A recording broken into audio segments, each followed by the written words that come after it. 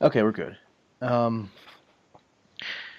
yeah, so like I was saying, I've just been dying to talk to you specifically about this Russia mania because I can just imagine you with the experience that you had in Russia, sort of not being able to turn away from the car crash, even though there are some more maybe even pressing issues at hand. So Yeah, I'm just curious, like, how have you even gone about processing it all? It has a distinctly farcical element, almost like somebody has put together a very bad satire that just seems like it's constantly spiraling out of control. So, just on a sort of daily practical level, how are you interpreting this? I mean, do you have to block some of it out, or what's your routine like here? yeah. Well, I mean, first of all, this kind of ruins satire because for satire to work, you need a more, you need normal surface reality to play the straight man in the comedy, And if the normal surface reality is as grotesque and bizarre as this, there's satire just it can't work. It's like kryptonite on satire. So. Um, I mean, so I've been busy is what it is. I've been busy because I had a kid, and that takes up a lot of your time. And I have kind of there have been times when I have turned away from this just sort of rolling tidal wave of idiocy, and and every time I come back and think, well, it's got to be gone now. We've got to be over it. Um, Instead, we've just reached a new level. I mean, just a new peak Putin panic. It's not to be alliterative there, but like it just keeps getting worse and worse. And I feel like I've been sure that we hit peak panic, 5, 10 times, and I keep being wrong. And today and yesterday are just another example of how it hits new levels of weirdness and craziness.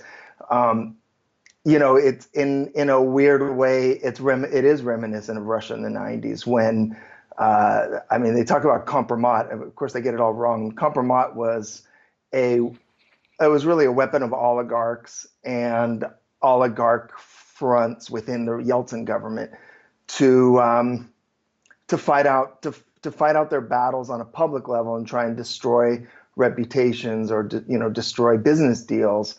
And usually it was really ultimately about business and carving up the assets that were being privatized.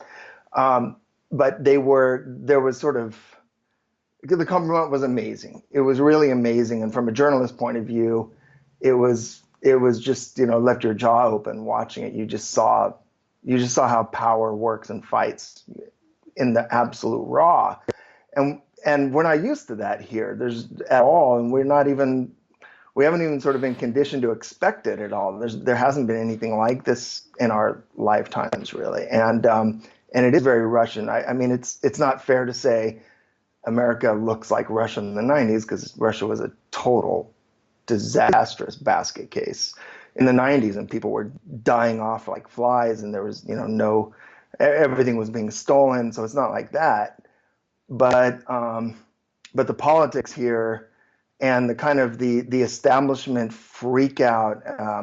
I mean, they come at it from a different. I think when Russians did compromat, which is planting material, usually true material, planting recorded telephone conversations between government ministers or exposing how the sell-off of a state oil company was completely rigged. I mean, the stakes were very high at that time, and it's kind of just hard to know what the stakes are right now, unless you really believe Putin. I mean, sorry, Putin. Trump is a Manchurian candidate. Then I guess the stakes are very high, but it's pretty preposterous to me.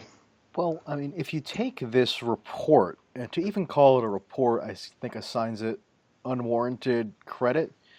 But this report that was published in full, I guess I'm calling it a dodgy dossier, at BuzzFeed last night, which then became the source material from which almost every journalist who asked a question at Trump's press conference today asked about. So Trump hadn't held a press conference in some number of months, and today was his first big one, very highly anticipated.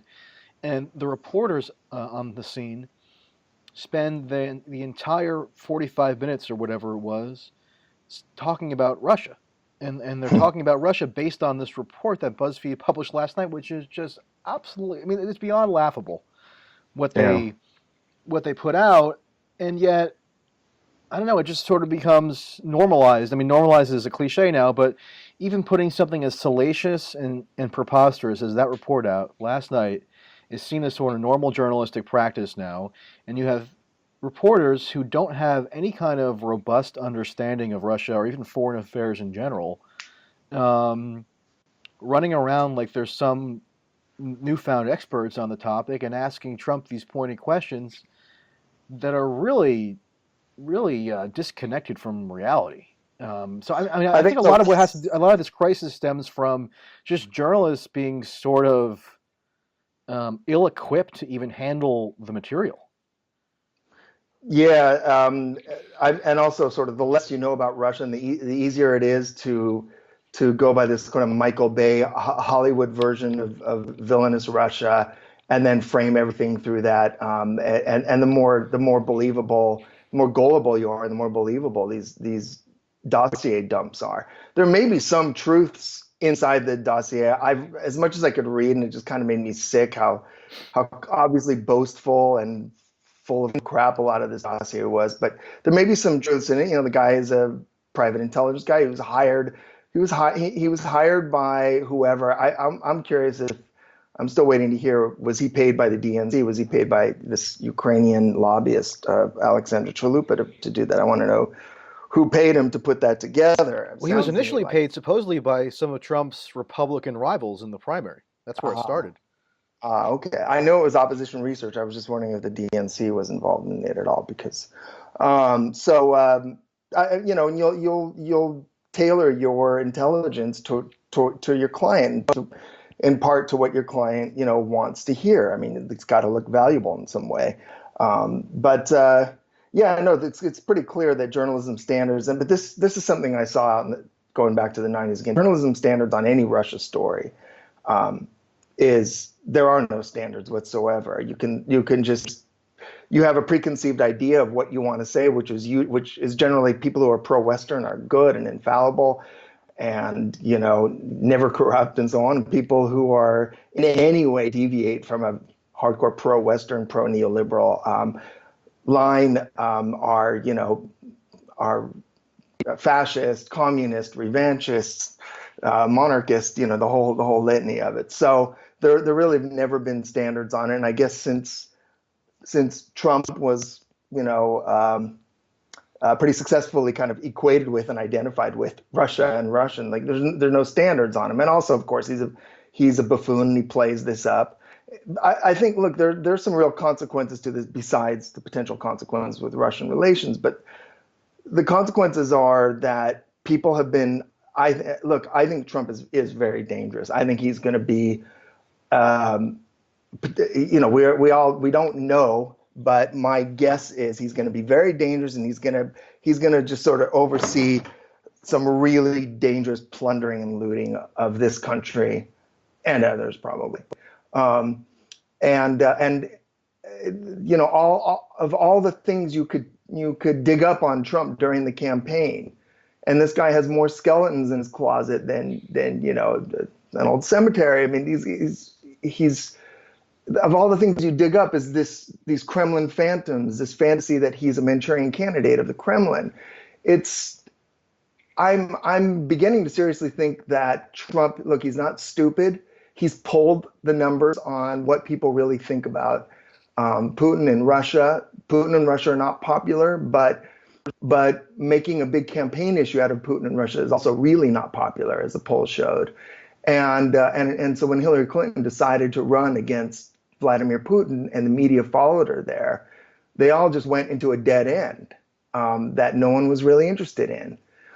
I think that's kind of one of the big missing stories here. And so if they're going to continue chasing this while Trump and his cabinet of billionaires just plunder the country, deregulate, disempower whatever's left of labor and the social safety net, I mean, this is malpractice of the absolute, worst kind.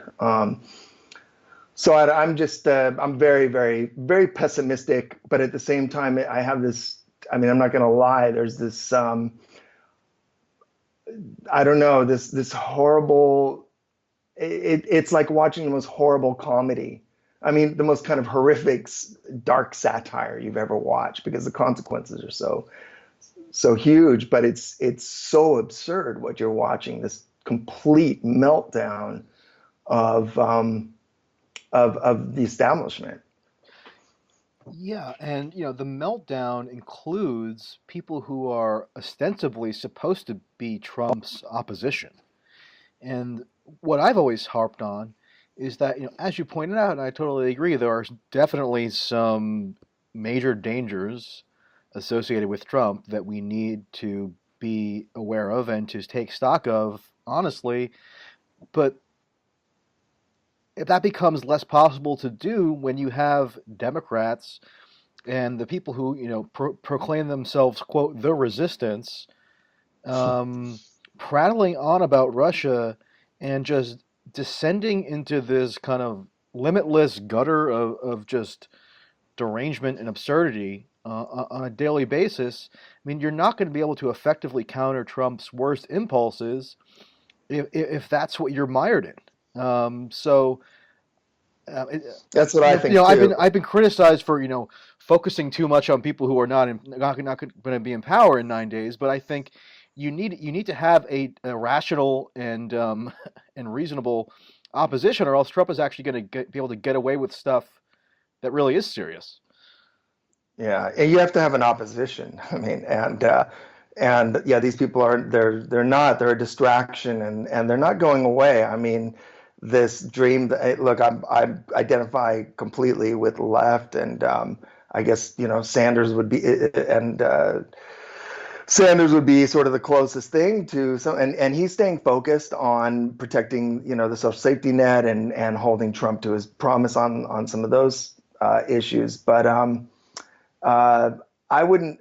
There's this kind of hope or fantasy that the Clinton liberal machine is now going to go away, that they lost, they screwed up, and the way things work in America is when you fail, you're the rules are you're no longer allowed to run things. Well, as we know, actually, the more you fail, the more you succeed in this country. Failure is just constantly rewarded. No one pays for being wrong, and you see this even on this Russia story. This story has been hacked so many times. I mean, the Washington Post, one after another. One day they're running that the Russians hacked in a Vermont utility. The next day they say, "Oh no, that's a complete fabrication, falsehood," and it doesn't stop them from running another lie the next day. Nobody gets punished in this country for being wrong and for failing. Period. So I would imagine the failures are gonna continue controlling and co-opting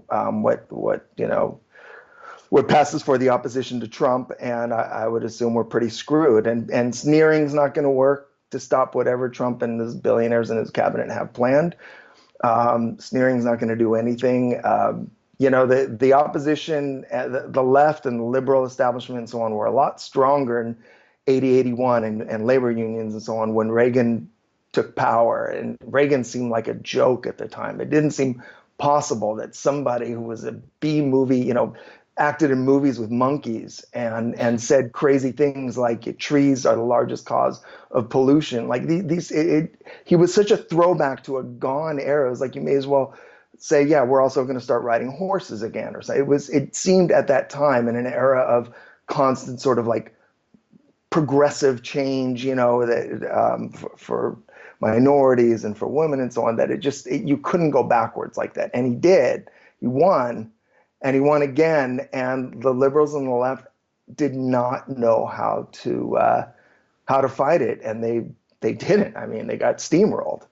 And I feel like liberals on the left are a lot weaker now than they were then under Reagan. I think Trump is like Reagan when everybody the general talk about Reagan when I was a kid when he first took power was that he was a fascist and B, a complete clown and a joke. And so you kind of laughed at him, and at the same time you were afraid he was going to start World War III.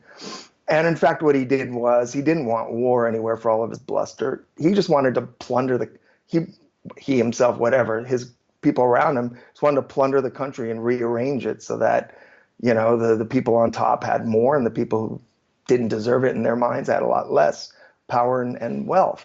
I feel like this is what Trump is, a lot of very ambitious, energetic people who want to engineer the country, re-engineer the country, a whole nother level that way. That to me is the big danger, and I'm not even sure people know how to fight that and know how to argue against that.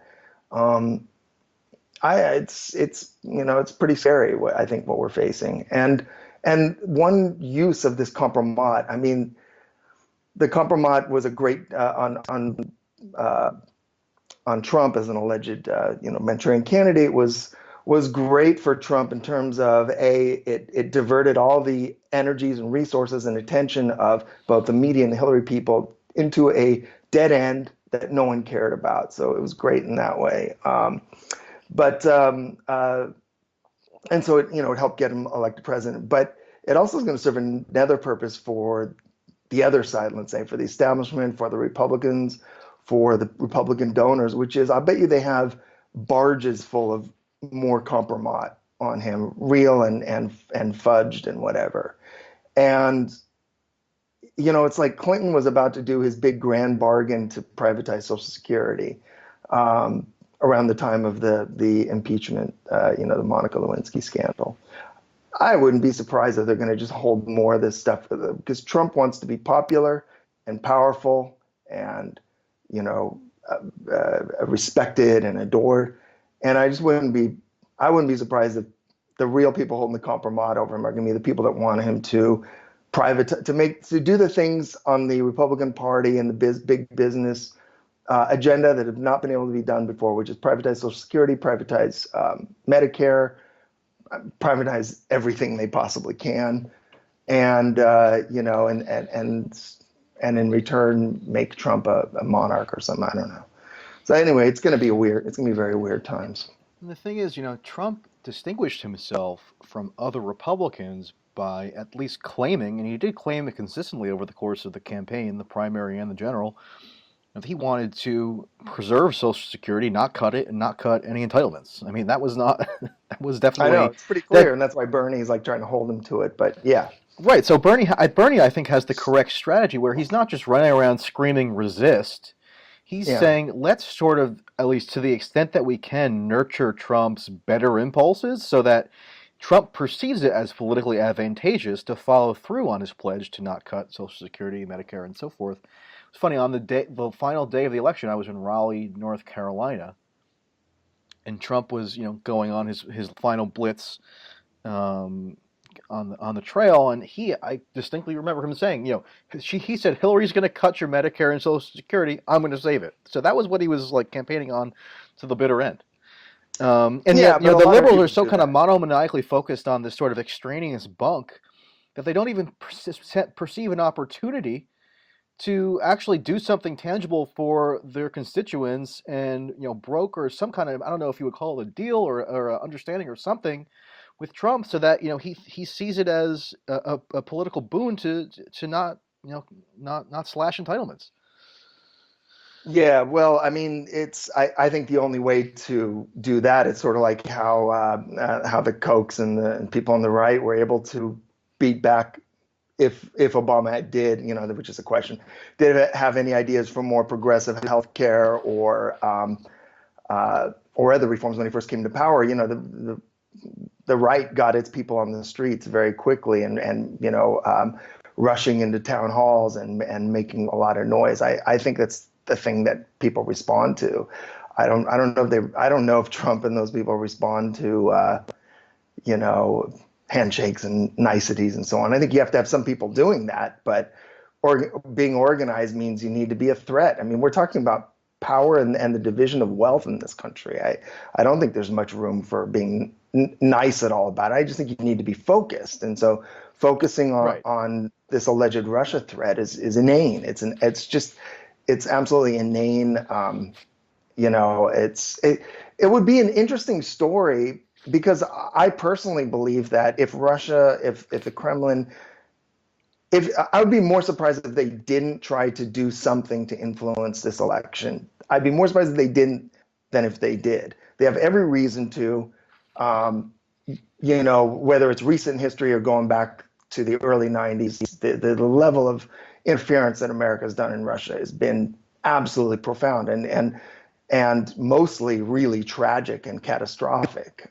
Whether it's been fixing elections, covering for forged elections, restructuring their entire economy.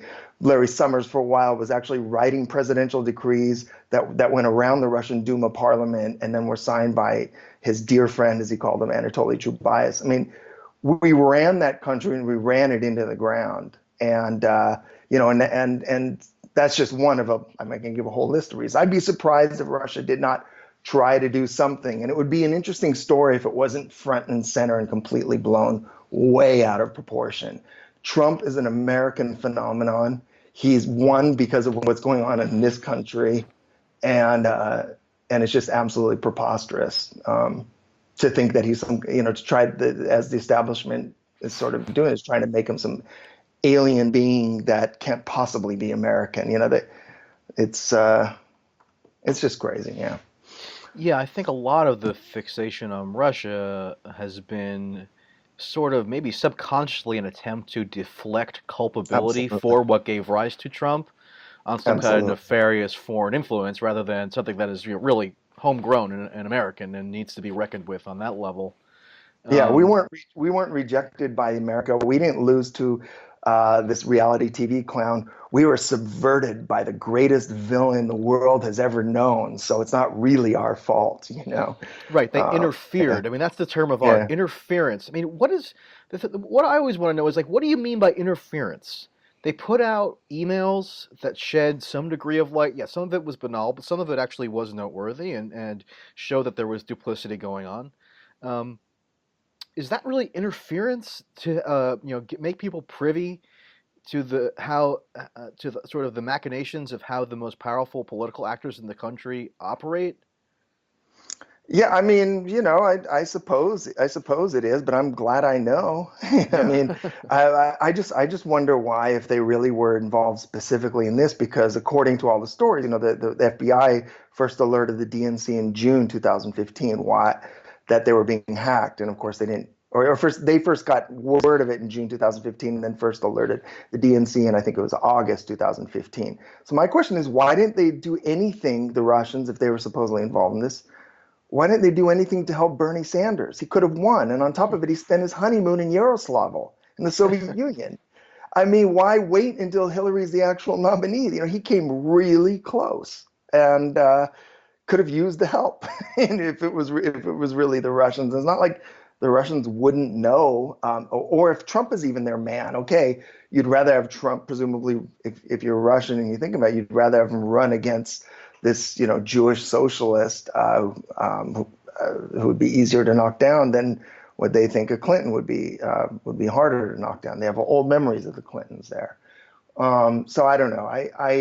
Yeah, again, I really have questions about it. And the way that the story has been, this specific case. So it's, specifically the hacking in the DNC and Podesta's emails and putting them on WikiLeaks. Like, I feel like, again, that it's still possible. I believed it more earlier until I just thought the reporting was atrocious, and then the intelligence started coming out, and I mean, I can't believe it anymore. I still think they must have done something. I just think we've completely botched it, and I don't know how. But they certainly have every reason and every motivation to do it, and we have Obama and the government has every reason and motivation to lie about what they did, and to shift blame. It's just at this point, don't you think that some of these national security elites types who desperately want people to believe that Hillary lost because of Russian interference would make every effort to present the most rock solid, incontrovertible evidence that they could. Instead, Yeah, you would think so. instead they hype this DNI report for weeks, and Yeah. it comes out, and it's like a summary of what we basically already knew. So very broad and not really tailored to any specific claims. And then they couple that with just a big screed about Russia Today from 2012. It's just sort of, I mean, I Yeah. likened it to like a college student putting off a project till the night before it was due.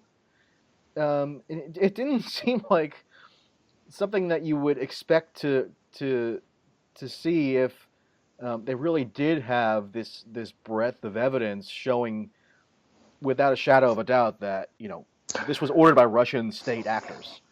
Well, what I know about people in DC, and having talked to people, even like some people that are pretty high up and close, whatever, that I can tell you they really believe this. I think what happened was when they shared this kind of stuff with each other, it made them believe each other even more. Whoa, dude!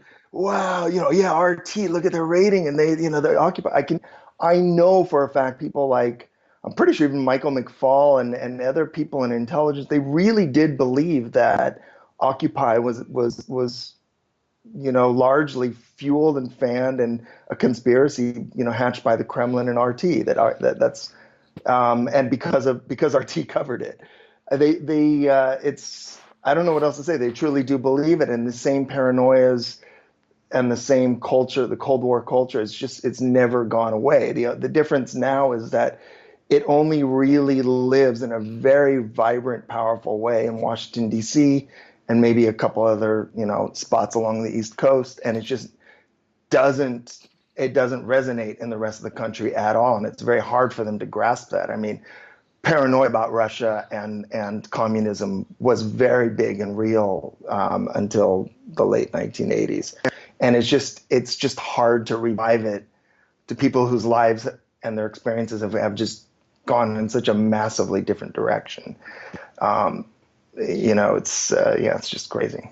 And it's so insidious because the paranoia and the hysteria, it's infecting all kinds of domains now. So I mean, I watched Rex Tillerson's hearing this Hmm. morning, Yeah. and every Democrat spent almost virtually their entire period of time that they had for questioning just ranting and raving about Russia.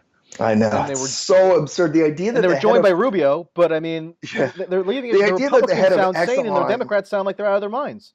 yeah, the idea that the head of Exxon, first of all, even has any respect for anybody around the world besides people from Exxon, not let alone even our government people, but like the head of Putin or any of the leaders of any countries where they draw their oil from. I mean, it's just that you'd have to have not known anything about these people. It's really absurd and it's offensive. But again, these people have all, it's easier for them to grasp onto this. I mean, a lot of these people creating this narrative, largely out of DC and a bit out of Manhattan. I mean, they've all gone to a handful of schools and read roughly the same books. And it's just an easier frame for them to latch onto that this is all some Russia conspiracy, and it makes them feel like they're suddenly in charge of explaining stuff to the rest of us. All of these hacks, like rather than explaining something a lot more depressing, which is they've failed, the media has failed, politics has failed, the economic models failed, and that's why Trump got to where he was. And Trump is an embarrassment. He is an embarrassment, and he's the incarnation of the failure of the establishment, and they just can't accept it. They can't accept it. They need to be put on a fucking couch and, slowly talk to and explain that they're despised. They need to come to grips with it and work out, a new way of doing and seeing things because of that, why they're hated.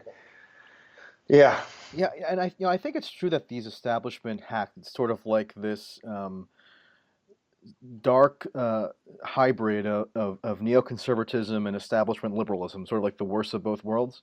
And I think they are the driving force behind the mania, but there seems to be a segment on the self-described left that's sort of buying into it. So not Clinton liberalism, but people who actually would identify as leftists. I'm curious what you think about that, because I get a lot of pushback from people who are saying, that by trying to parse the various disinformation that's been coming out in a torrent, and trying to push back on some of the more exaggerated depictions of Putin and Russian adventurism and that kind of thing. Um, Dugan is their new big catch. They just discovered Dugan. That clown has been around the Kremlin for 20 years now, uh, and he's yeah. I know exactly what you mean and what you're saying, and I just find it. You're right. There's a part of the left I would say that is a lot more has a lot more sense of history and is certainly more labor focused that thinks this is a distraction. Look, there's not much of it to like about Putin and what Putin represents, and he's certainly not a leftist. He may de facto help the left or leftist causes, through no ideological reason, but just it may de facto sort of happen in places. But it's not like he represents some great ideal that we all strive to. I mean, quite the opposite. He runs an oligarchy. So there's not much to like about him. There's not much to defend about him. I get that. I mean, he should, his people shut my newspaper down and ran me out of the country. mhm. I don't know what to say. Like, there's a lot of the other left that is scared, and and I don't blame them for being scared because they don't know what's going to happen now, and it seems like it could be really bad and dark. But I don't see how giving in to what's essentially a kind of xenophobia. I mean, what's the definition of xenophobia? It's not. It's just a very simple definition. It's an irrational fear of foreigners or foreign country. And Or a very foreign country, but Russia. yeah, I know. That's totally rational. It's just it's not just morally wrong the way that Russian Americans have been just like demonized to hell. I find that I do find that offensive because my son is half Russian, and I don't want him to grow up in this country where everyone thinks of a Russian American as a fifth columnist. I find that scary and sick. But as for the part of the left that's buying into this, I feel like a lot of them are kind of just holding on to this.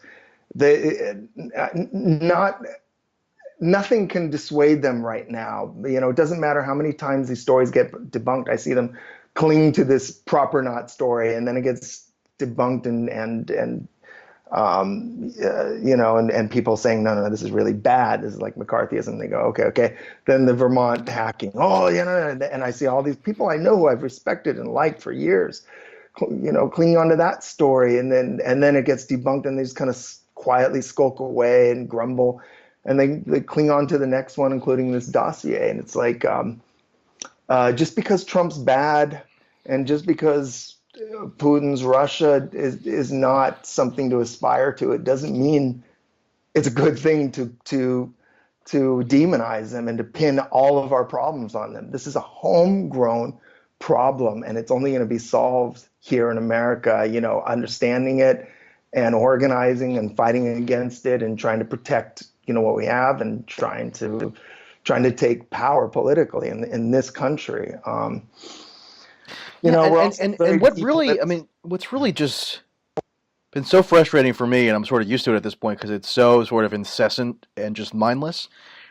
But pointing out when the establishment is using hyperbole against Trump is in no way an endorsement of Trump or an attempt to downplay the dangers that he might pose. He's just trying to put forward a clear-eyed view of Trump, and yet when you just deconstructing this this hysteria inevitably elicits accusations that you're somehow tacitly abetting Trump. I mean, I'm numb to it at this point, but it seems like it's I mean, that's the view that's been adopted by elements of the left, and I don't know, I don't see them giving up on it. Yeah, everybody does that. But this too will change. There'll be at some point, I think, and I hope, other problems that people focus on and people will adopt it. I don't, one thing I am not going to predict is when this Russia panic will end. I mean, it will end, I think, at some point, but having called it definitely over already a couple times, I'm just going to, I don't know, this thing is going to peter out on its own energy, and it could take another year or two, who knows. But yeah, I don't know what to say. I just reject that. That just goes with the territory when you say things that you're pretty sure are truthful that people don't want to hear. I mean, I've heard this myself too because I've been very critical of especially the atrocious reporting on the Trump Russia stuff, and I know it very well because again, I'm the one that broke in the Nation in 2008. I'm the one that broke the story about Paul Manafort's firm doing business with Kremlin-tied, very close to Putin oligarchs like Right. And Deripaska. everybody I Googled Paul broke that story. Manafort this summer and became an expert on his ties to Exactly. Ukraine. It's a joke. I mean, he went from, look, he's just a sleazeball, like a lot Yeah. of these DC hacks. He's a sleazy dude who will go and make money anywhere he can. He had nothing or almost nothing to do with Yanukovych's return to power. That was purely because the Orange Revolution, degenerated into just a corrupt, grotesque circus and was eventually rejected. And so Yanukovych kind of filled in the vacuum there. And Manafort, like your typical DC political hack, took credit for it. Of course he did. This guy is and in fact, the whole joke is that when Manafort was running Trump's campaign and the media was pouncing on him as being run by the GRU, they just discovered the GRU this year too.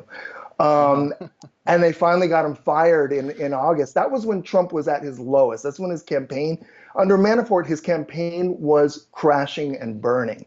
So the media and the liberals who got Manafort fired because he was supposedly a Kremlin, Manchurian candidate, well, ended up doing Trump the biggest favor ever. After that, Kellyanne Conway and Bannon took over, and it was straight road to victory from there. So But remember how how Manafort was like the missing link, and he was the crux yeah. of the theory as to how Trump was just this pawn of Putin, and then Manafort's out, and then they just latch on to other evidence to prove that he's a pawn of Putin. So it just shows that like they're not amenable to any kind of reasoned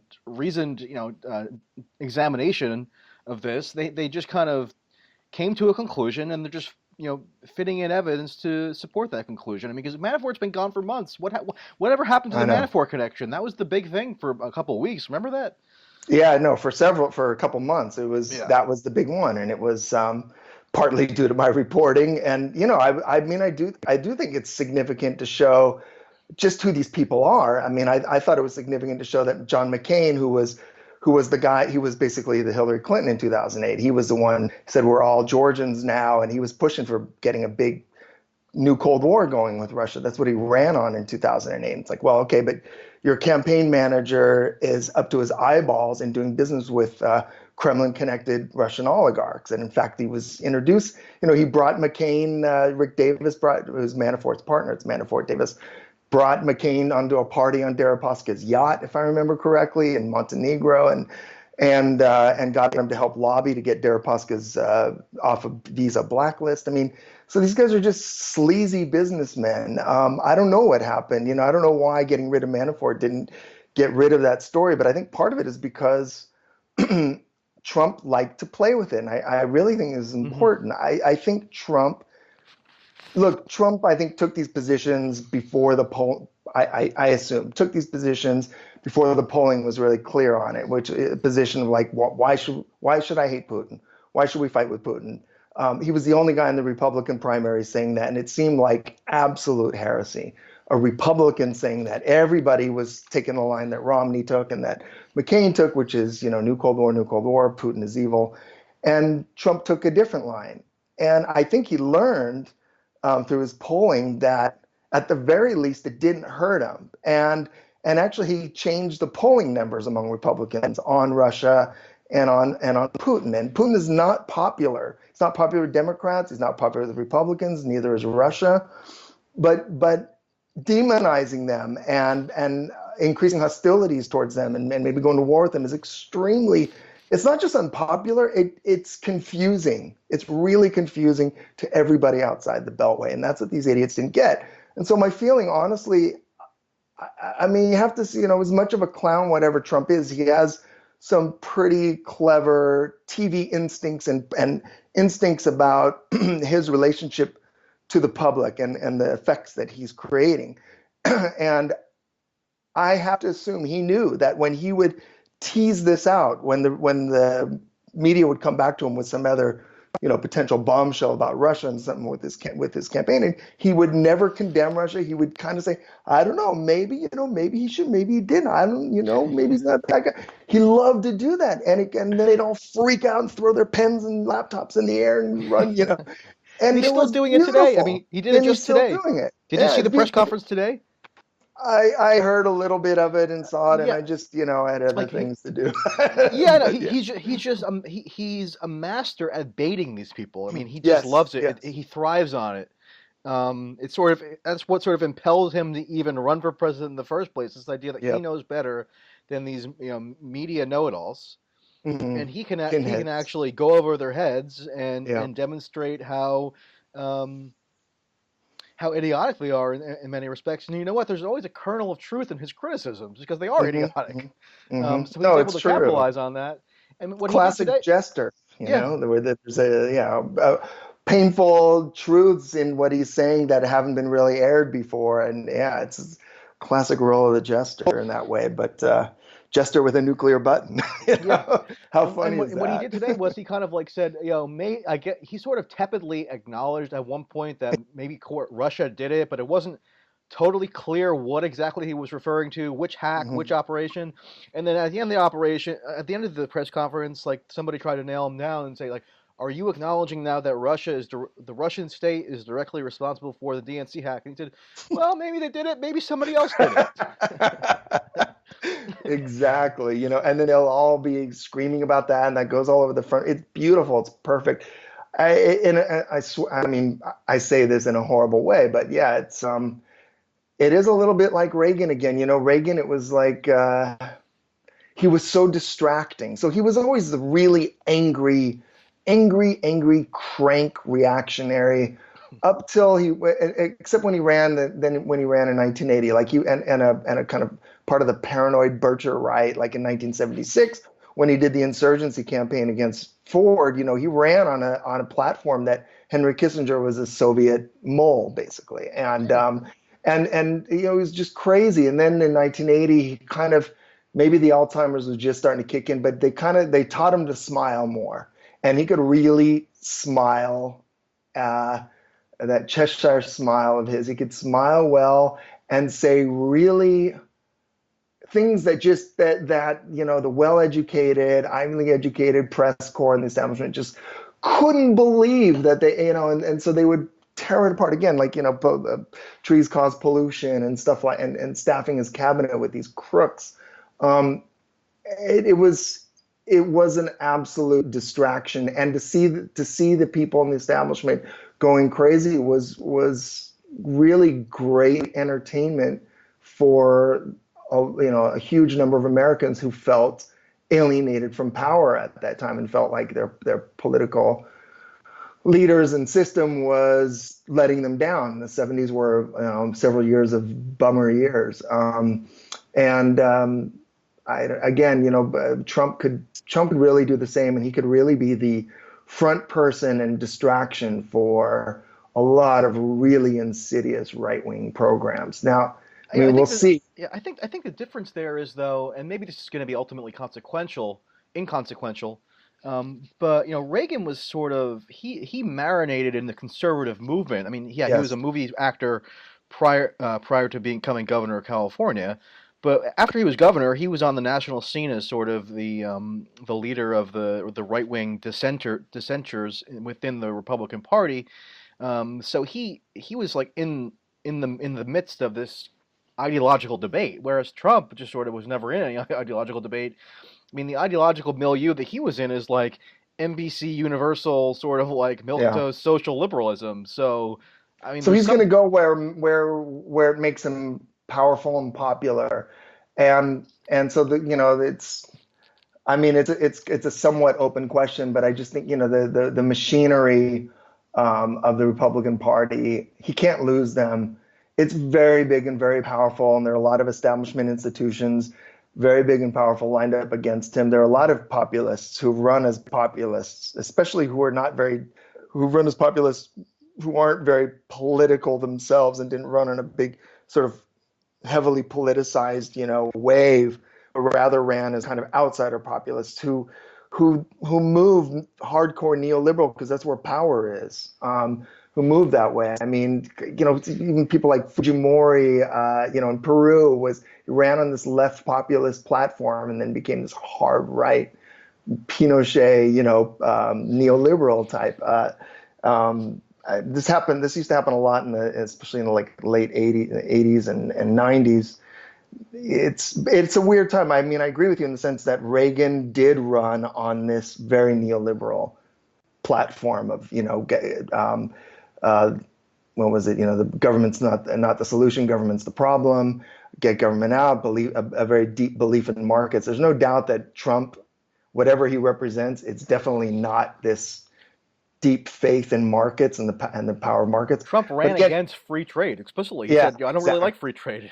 Exactly. And so he is a danger in that way. And that's what I mean. So the forces arrayed against him are very strong and powerful. And um, the Russia stuff is going to be very useful. I mean, this is where the liberals and the left can be really dupes in all of this, and we'll see how it plays out.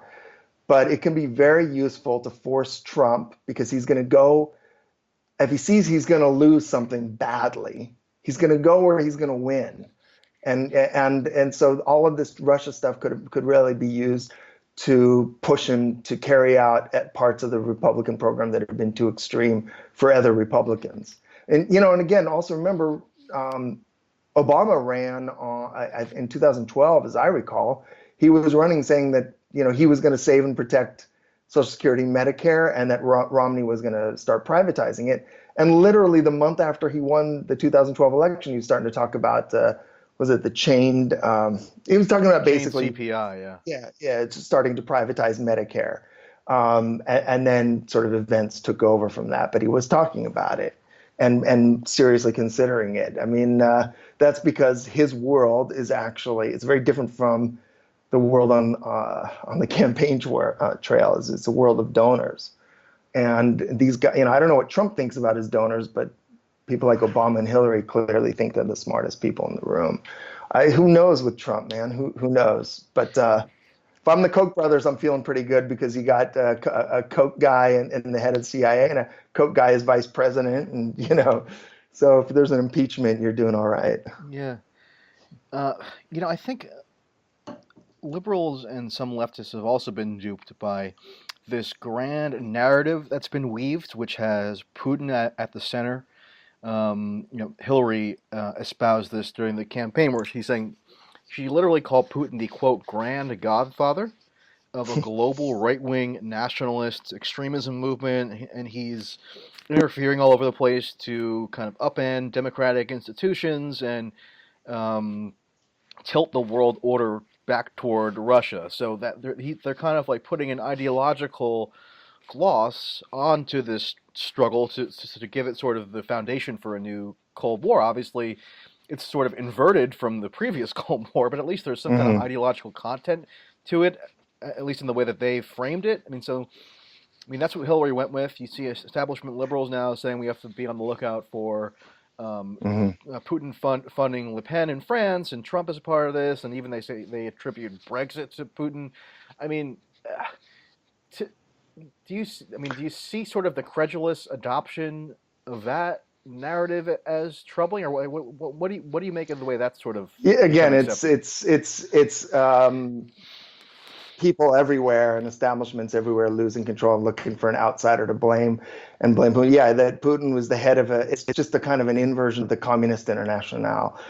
So instead, it's like a right, it's a far right nationalist international, whatever. I mean, look what Putin is, what the Kremlin is doing. I give some credence to that. I think there's kernels of truth to it. They're looking for every way possible to leverage. Uh, I mean, to leverage power where they can to try to undermine countries that have been trying to destabilize Russia. I mean, look, we in Russia we support. There's a lot of support we've been given, including through official, like the National Endowment for Democracy, to Alexei Navalny, who became, certainly in the last 5 years, the leader of the anti-Putin opposition. Navalny is a hardcore nationalist. He's a liberal, and he's a smart guy and he's an interesting guy. He's a loony far right nationalist. He's an Yeah. absolute xenophobe. He was on the steering committee, which means he was the organizer of the annual Ruski March. This is a skinhead march, and I'm not exaggerating. And I've asked a lot of Russians I know who've kind of like danced around some or American Russia watchers and journalists, and they're always like, "Well, he's doing that because he's a liberal and he knows he needs to shore up his nationalist credentials." Well, Putin doesn't. I mean, whatever you say about it, he doesn't do that. He doesn't fan interethnic, flames like he doesn't go marching in skinhead marches. He arrests these people. Usually he and the authorities do because for them it's destabilizing. And so we're supporting this guy. I mean, I've tweeted this out. Navalny has a video from a few years ago. He's a pro gun rights guy too, and his gun rights video, he's kind of like an anti-immigrant, far-right nationalist libertarian. I don't know how else to put it. So in this video, he's saying that we should all have guns because what else are we going to do when, think of it as like a roach exterminator. When you see a roach coming into your apartment and then it's a woman in a full veil, it's supposed to be like a Muslim woman from the Caucasus. Obviously you want to exterminate it. And then it shows him killing the woman. And he's like, so, we should have gun rights. It's basically to exterminate Muslims. So it's pretty crazy. That's who we support there. And in Ukraine, of course, they're open fascists. I mean, the Speaker of the Rada of the parliament there, Andrei Parubi, was the founder of the Social National Party. I mean, he's a straight up fascist.